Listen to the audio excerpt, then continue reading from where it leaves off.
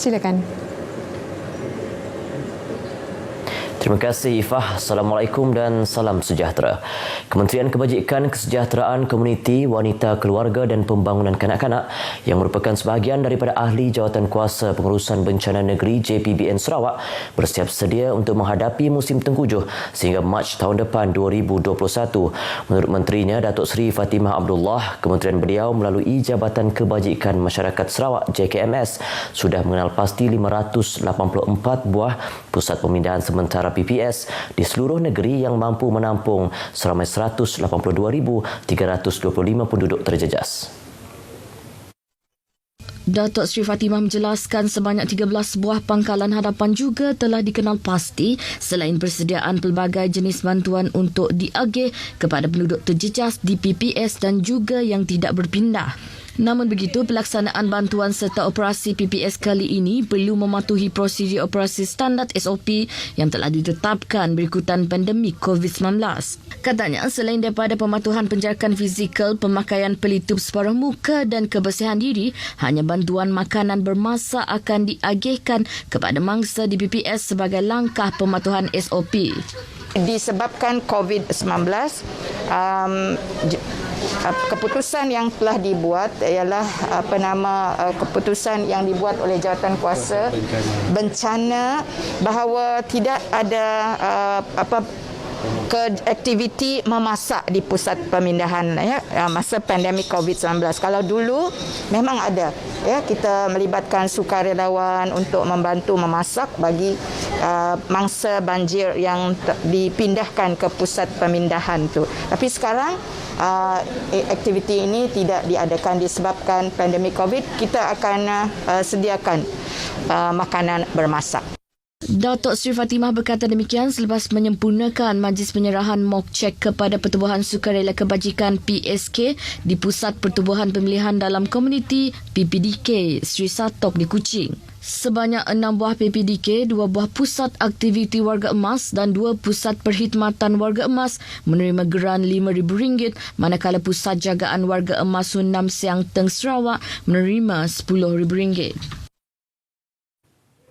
Rumah ibadat bukan Islam di negeri ini yang masih belum berdaftar dengan Missionary Societies Ordinance, lembaga amanah di bawah Kementerian Kebajikan Kesejahteraan Komuniti, Wanita, Keluarga dan Pembangunan Kanak-kanak dan Jabatan Pendaftaran Pertubuhan Malaysia ROS dinasihat untuk berbuat demikian bagi memudahkan sebarang bentuk permohonan bantuan. Pengarah Unit Hal Ehwal Agama-Agama Lain Unifor Richard Lon berkata, kegagalan berbuat demikian boleh menyebabkan rumah-rumah ibadat tersebut tidak layak menerima bantuan yang disediakan kerajaan.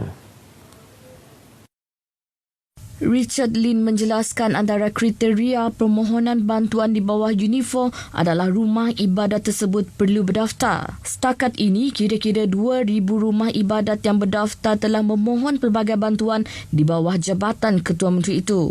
Katanya, Unifor menyediakan bantuan berbentuk geran untuk membina selain menambah baik dan membeli peralatan di rumah-rumah ibadat. Selain itu, Unifor juga membantu rumah-rumah ibadat memohon tapak rumah ibadat yang baharu dengan Jabatan Tanah dan Survey.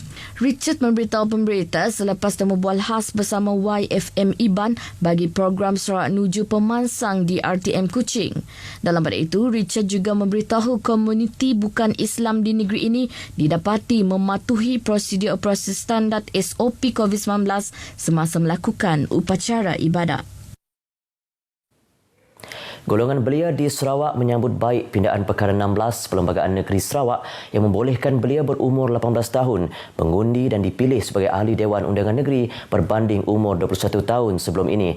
Presiden Persatuan Graduan Dayak Sarawak SDGA Gary Ningkan menyifatkan pindaan itu adalah adil dan selaras dengan pindaan Perlembagaan Persekutuan 2019 yang telah diluluskan pada persidangan Dewan Rakyat serta Dewan Negara tahun lalu.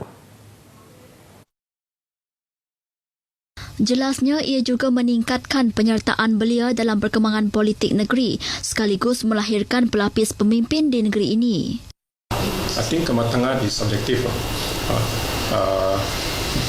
Berlainan orang matang dari peringkat yang berlainan. Jadi, I think is tidak betul untuk kita mengatakan yang 14 tahun adalah tidak matang. seperti saya katakan tadi, if they are old enough to get married at 18 years old, if they are old enough to fight for their country at 18 years old, then I'm sure that they are old enough to choose or decide the future of the country in terms of politics. Sementara itu, bagi ikon belia Sarawak Ahmad Kadri Basri pula, pindaan itu cukup baik berikutan separuh populasi negeri Sarawak terdiri daripada golongan belia.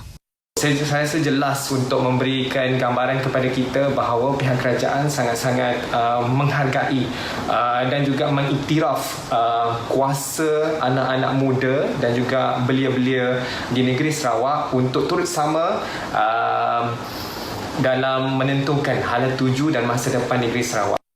Dalam pada itu, pindaan ini juga dilihat memberi peluang kepada golongan belia untuk terlibat sama dalam menentukan hala tuju negeri ini pada masa hadapan.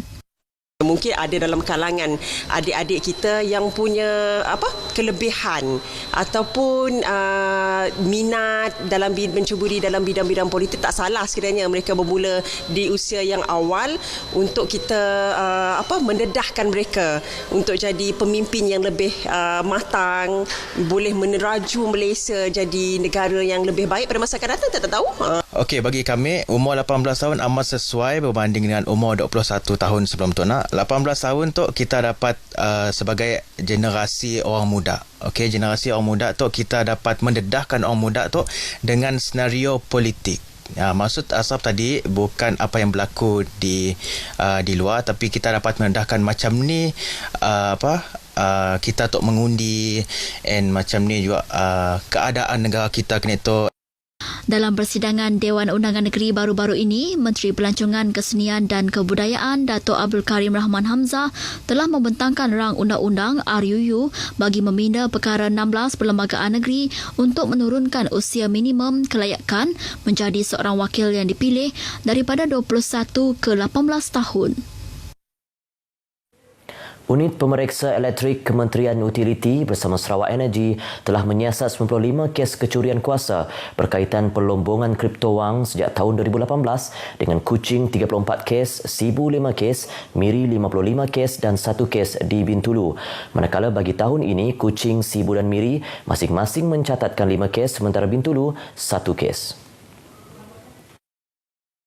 Meskipun amaran mengenai bahaya kecurian kuasa elektrik telah banyak dilakukan, namun masih terdapat pihak yang mengabaikan keselamatan demi mengaut keuntungan. Penemuan kabel yang dirosakkan di sebuah rumah di Bintulu yang terbakar pada 10 November lepas menunjukkan bahawa kecurian elektrik adalah berbahaya selain ia juga merosakkan harta benda. Sarawak Energy menerusi kenyataan mengingatkan pelanggan agar tidak mempercayai penyedia perkhidmatan yang mengaku dapat mengurangkan bil elektrik atau membenarkan pemilik premis menikmati penggunaan elektrik tanpa had melalui gangguan meter. Pencurian kuasa elektrik ini merupakan satu jenayah yang membahayakan nyawa dan merosakkan peralatan elektrik yang boleh menyebabkan kebakaran. Sarawak Energy akan terus melakukan aktiviti pemeriksaan meter secara aktif di seluruh negeri. Orang ramai digalakkan untuk melaporkan sebarang kejadian kecurian kuasa termasuk perincian penyedia perkhidmatan kecurian kuasa melalui Pusat Khidmat Pelanggan Sarawak Energy di talian 1300 88 3111 atau email di customercare@sarawakenergy.com. Beberapa kawasan di daerah Pusa akan mengalami gangguan bekalan air bermula malam ini. Jabatan Bekalan Air Luar Bandar menerusi kenyataan memaklumkan gangguan bekalan air dijadual bermula pukul 9 malam ini hingga 3 pagi esok. Kawasan yang akan terjejas termasuk Kampung Datuk Godam, Klinik Kesihatan Pusak, Sekolah Menengah Kebangsaan Pusak, Kampung Kalok dan Pekan Pusak. Gangguan tersebut disebabkan kerja-kerja penyambungan paip di kawasan pejabat daerah Pusak. Sekian berita dari Sarawak, kita kembali bersama Ifah di Angkasa Puri. Silakan.